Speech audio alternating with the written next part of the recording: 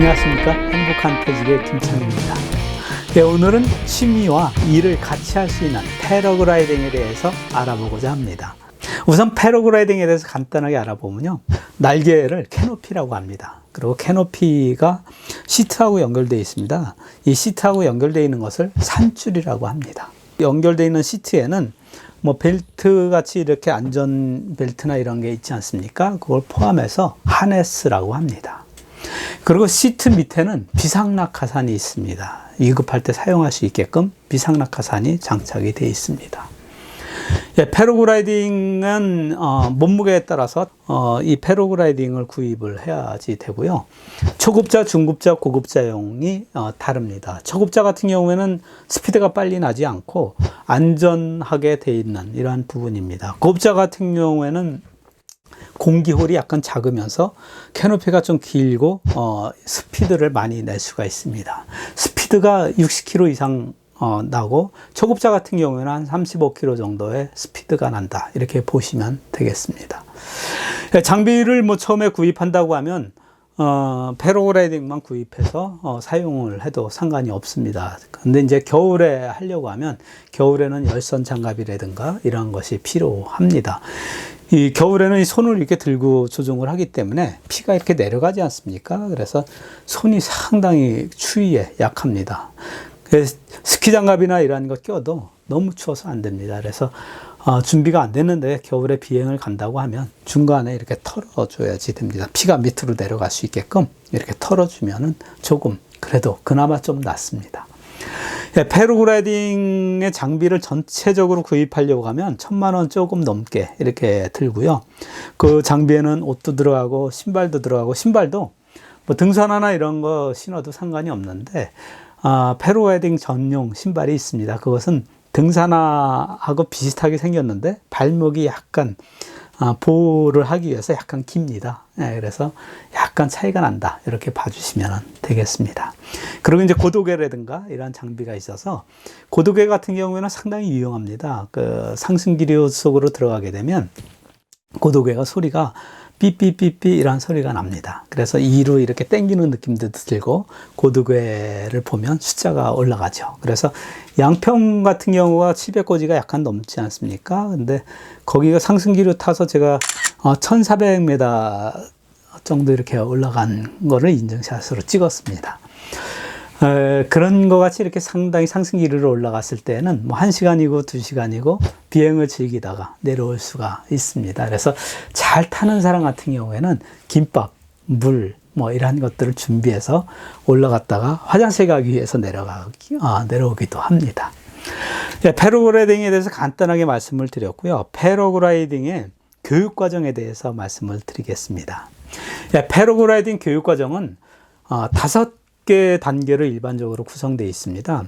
처음에 입문 과정이 있습니다. 그 다음에 초보 이제 비행 과정이 있고, 그 다음에 조종사 과정 1, 2, 3이 있습니다.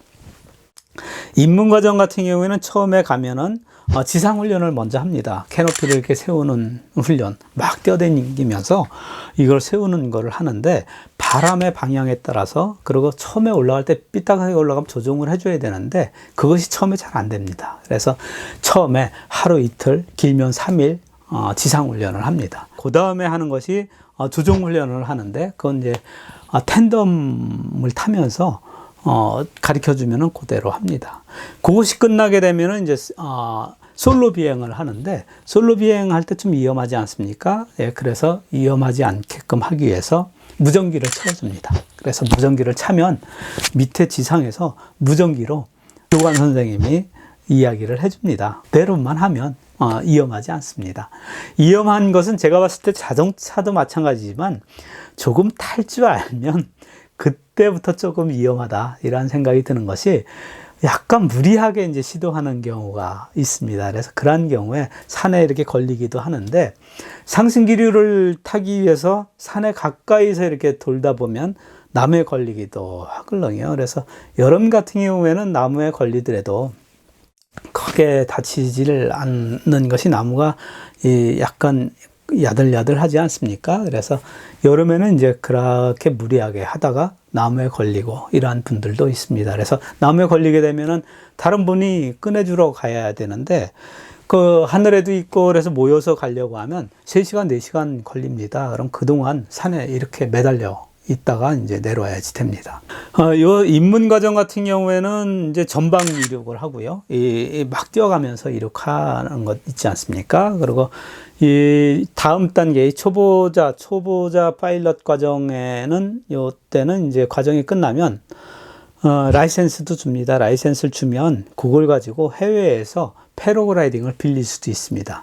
그리고 요 초보자 요 때는 후방 이륙을 합니다. 그래서 후방 이륙은 전방 이륙하고 다르게 뒤로 돌아서 캐노피 띄운 다음에 돌아서 이륙하는, 그 자리에서 이륙하는 이러한 방법입니다.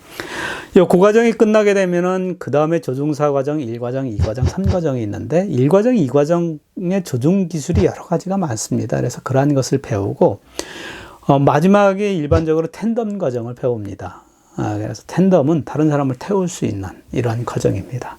전체 5개 정도를 다 배우려고 하면 시간적으로 많이 소요가 되는데, 이 앞부분이 이제 3개월에서 6개월 정도 얘기하고, 요 뒤에가 6개월에서 1년 정도 이야기합니다. 그래서 요 전체를 다 하려고 하면, 뭐 적어도 뭐 2, 3년, 뭐 길게는 뭐 더 걸릴 수도 있습니다. 자기가 시간을 얼마만큼 할애하느냐에 따라서 좀 달라지는데, 이 앞에는 3개월에서 6개월 정도, 요때는 한 개 코스가 한 6개월 정도 혹은 1년 정도 이렇게 걸린다. 이렇게 봐주시면 되겠습니다.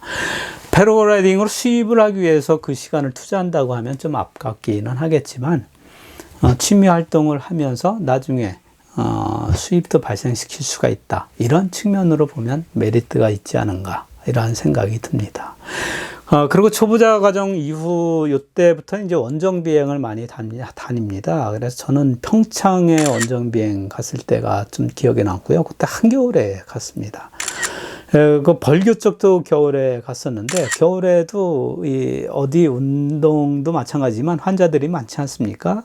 그래서 원정 비행 간다고 하면 사람 모집하면 상당히 많이 생각보다 조인을 합니다.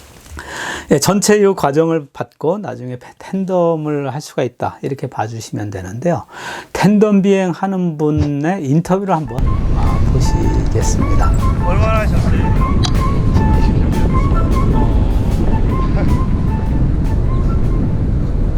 연예인들 촬영한 지가 제일 많이 있어요. 연예인들 촬영이요? 되게 서울에서는 양평이나 용인 데서 많이 봤어요. 양평에서 좀 갔어요.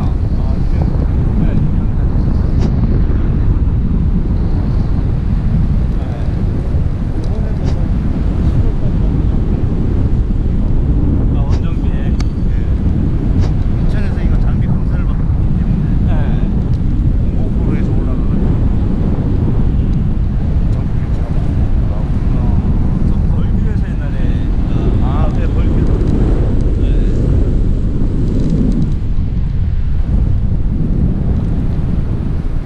오늘 휴일이라서 공원도 많이 오고.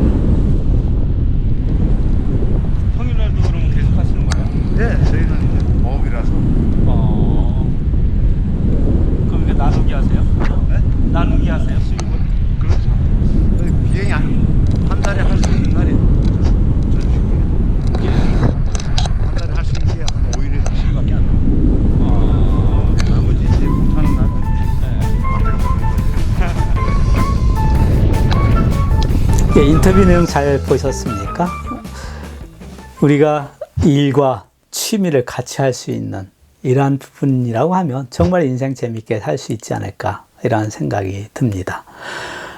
이러한 항공 스포츠에 대해서 관심이 있다고 하면 한번 패러글라이딩도 한번 시도해 보시면 어떨까 제안을 드립니다. 예, 오늘 준비한 건 여기까지입니다. 감사합니다.